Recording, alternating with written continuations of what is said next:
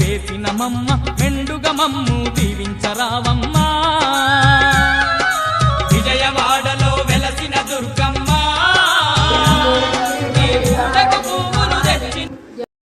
వసంత నవరాత్రులు ఈ వసంత నవరాత్రుల కాలంలో విశేషంగా చూడని నీరు అమ్మవారి ఉత్సవాలు జరుగుతూ ఉంటాయి. అలాగే శ్రీరామనవమి మనకు వస్తుంది. రామచంద్రమూర్తి పాదాలు పట్టుకుంటాం, అలాగే అమ్మవారి పాదాలు పట్టుకుంటాం.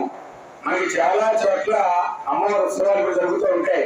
వసంత నవరాత్రుల్లో శ్రీరామనవమి రామచంద్రమూర్తి కళ్యాణం చేసి సీతారాముల కళ్యాణం చేసి సీతారాముల కళ్యాణం మహాత్మాకి ఆ కళ్యాణం చక్కగా తిరిగించి చూసి సీతారాముల పాదాలు పట్టుకుని గట్టెక్కుతాం. అందువల్ల శంకరాచార్య వారు ఎరిపెక్కి పవిత్రంగా చూస్తుంట. అందువల్ల అమ్మవారి మూలం నిలబడినప్పుడు ఈయన కృష్ణుని భావన ఉండకూడదు. అది మనకి శాస్త్రం చెప్పే మాట. అమ్మా నీ బిడ్డలు వచ్చానమ్మా, నీ కొడుకులు వచ్చానమ్మా అని చెప్పి తల్లిని చూసి మన అమ్మ దగ్గర మనం వెళ్తే మనం ఎలా అమ్మతో మాట్లాడుతూ పొంగిపోతామో ఆ తల్లి దగ్గరికి వచ్చి ఆ తల్లికి నమస్కారం చేసి నీ బిడ్డని అమ్మా అని చెప్పి పొంగిపోమని శాస్త్రం. పొంగిపోయి నమస్కారం చేయాలి ఆ తల్లికి. అందుకని యాంత్రికంగా గుర్తొచ్చి నమస్కారం వెళ్ళిపోవడం కాదు. అమ్మా ఈ అనుగ్రహం వల్ల ఈ దర్శనానికి వచ్చాను, ఈ దర్శనం చేసుకోగలిగానని చెప్పి తల్లిని చూసి ఆనంద బాష్పాలతో కళ్ళంట నీళ్లు ఆనంద బాష్పాలు కారిపోతూ అమ్మవారికి చూసి ఒక నమస్కారం చేస్తే చాలు. ఆ తల్లి అపార కరుణతో మనం చూస్తాం చాలు. మన దరిద్రం అంతా తొలగిపోతాయి, మనకు ఇబ్బందులన్నీ తొలగిపోతాయి. అల్పాయుష్యుడు కూడా ఆయుష్మంతుడు అవుతాడు, దరిద్రుడు కూడా ధనవంతుడు అవుతాడు. అలా ఆ తల్లి అనుగ్రహం ఉంటే అన్ని మనకు సమకూరుతాయి. అందువల్ల అమ్మవారి ఉన్నప్పుడు నేను పెట్టినమ్మా అని భావన చేయమని శాస్త్రం.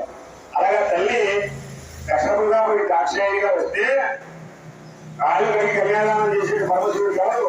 దక్షుడు. ప్రజాపతుల్లో ఒకడు దక్ష ప్రజాపతి, కశ్య ప్రజాపతి, కర్తం ప్రజాపతి, ఇలా ప్రజాపతి ఉన్నారు మనకి. ఆ ప్రజాపతిలో ఒకడు దక్ష ప్రజాపతి. ఆయన కూతురుగా వచ్చింది ఆ తల్లి. కూతురుగా వస్తే ఆ పరమశివుడికి ఇచ్చి వివాహం చేశాడు. అమ్మవారి పాలగడికి అయ్యవారి పాలగడికి పరమశివుడికి ఇచ్చి కన్యాదానం చేశాడు. కన్యాదానం చేస్తే పరమశివుడు అల్లుడయ్యాడు. ఎవరికి? దక్ష ప్రజాపతికి. అమ్మవారు కరుణించి దక్ష ప్రజాపతికి కూతురిగా వచ్చింది కాబట్టి పరమశివుడు అల్లయ్యాడు. అవుతాడా? అవడవు. అందువల్ల ఆ పరమశివుడు అల్లయ్యాడు, ఇది మామగారు అయ్యాడు. ఒకనొక నాడు ఒక సభ గీర్చి ఉంది. ఆ సభలో బ్రహ్మగారు, విష్ణువు, శంకరుడు, దేవతలంతా కూర్చున్నారు. ఆ సభ జరుగుతూ ఉండగా కొంచెం ఆలస్యంగా వచ్చాడు దక్ష ప్రజాపతి. వస్తే బ్రహ్మగారు లేదు, నిలబడలేదు. ఎందువల్ల?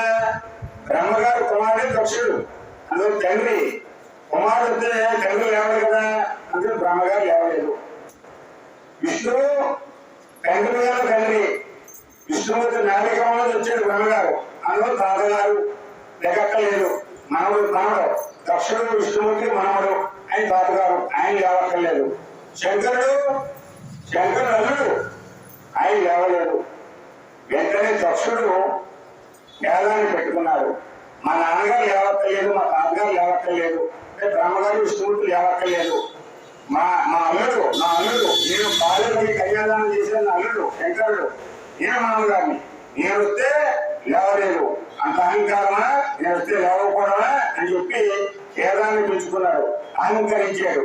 అహంకరించి ఆ పరమశివుడు ఎన్నో మాటలు మాట్లాడాడు.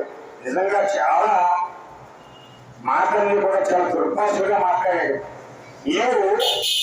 నీకు తల్లిదండ్రులు లేరు, ఈ తల్లి ఎవడో తండ్రి ఎవడో తెలియదు.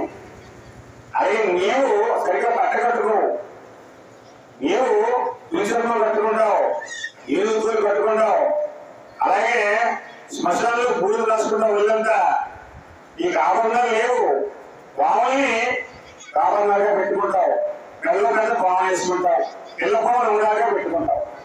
ఏమయ్యా?